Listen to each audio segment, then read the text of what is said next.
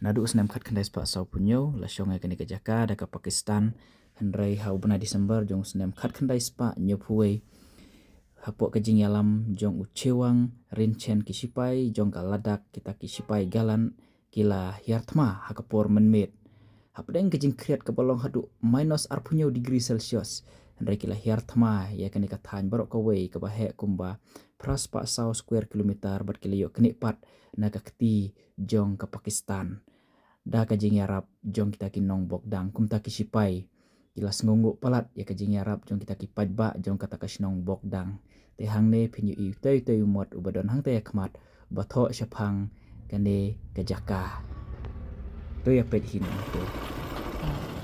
Attention fellow countrymen, you are now entering the area captured by the gallant soldiers of Ladakh Scouts during the operations undertaken in December 1971. In 1947, Pakistan treacherously annexed large tracts of Indian territory.